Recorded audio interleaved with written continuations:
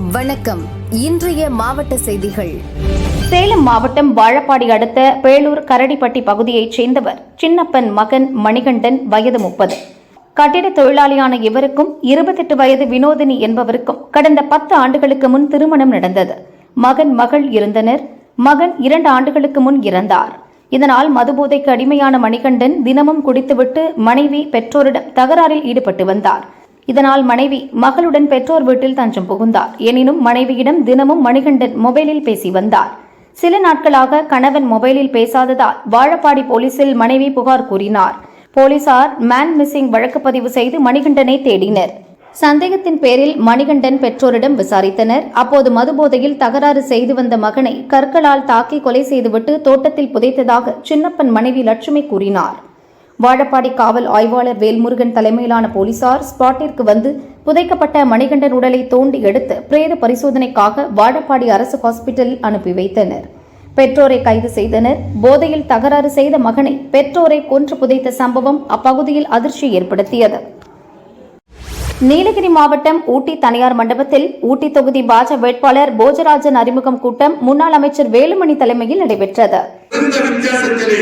அந்த காலகட்டத்திலே நமக்கு ஒரு வெற்றி கனியை பறிக்க முடியாமல் போய்விட்டது. அவர்களுக்கு இன்று தினம் நாம் உறுதியளிக்கின்றோம். நமது மாவட்ட செயலாளர் அவர்கள் நிறைய தியாகம் செய்திருக்கிறார்கள். வினோத் அவருடைய தியாகத்தை நாங்கள் என்றென்றும் மறக்க முடியாது. இன்று அவர்கள் சொன்னது போல் அவர் எங்களை வழிநடத்தி நிச்சயமாக நீலகிரி மாவட்டத்திலே 3 தொகுதியும் சிறப்பான வெற்றி என்றால் சாதாரண வெற்றி அல்ல, சிறப்பான வெற்றி. தமிழகமே திரும்பி பார்த்து நீலகிரி மாவட்ட மக்கள் அனைத்து இந்திய அண்ணா திராவிட முன்னேற்ற கழக கூட்டணியிலே இருக்கிறார்கள் என்ற உணர்வை ஏற்படுத்துகின்ற வகையிலே மிகச்சிறந்த வெற்றியை நாம் நல்ல மார்ஜினோட வெற்றி பெறுவோம் என்பதை மட்டும் அவர்களுக்கு இந்த நேரத்தை கூறிக்கொள்ள நான் ஆசைப்படுகின்றேன்.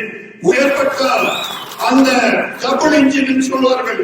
மத்தியிலே விஸ்வகுரு, உலகம் போற்றும் உத்தமன் மோடிஜி அவர்கள் கையிலே இணைந்து எடப்பாடி அவர்களும் சேர்ந்து நாம் ஆட்சி செய்யும் போது பல திட்டங்களை நீலகிரிக்கு எல்லோரும் மூக்கில் விரல் வைக்கின்ற அளவிலே தமிழகமே திருப்பி பார்க்கின்ற அளவிலே அவர்கள் நமக்கு செய்வார்கள் என்பது மட்டும் கூறிக்கொண்டு நீங்கள் அனைவரும் ஒன்றிணைந்து அண்ணன் அவர்களுக்கு வெற்றி வாங்கியை சூடுவோம் என்ற உங்கள் சார்பாக நான் அவர்களுக்கு உறுதியளிக்கின்றேன்.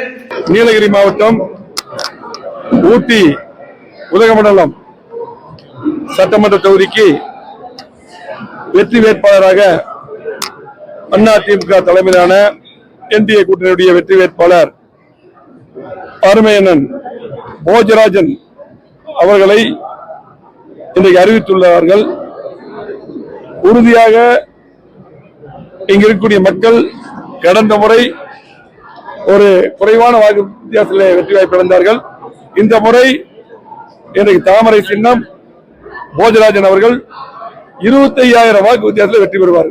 ஏனென்றால் திராவிட முன்னேற்ற கழகம் 5 ஆண்டு காலமாக இந்த தொகுதிக்கு மட்டுமல்ல முழுமையாக நீலகிரி மாவட்டத்துக்கு எந்த திட்டமே தரல.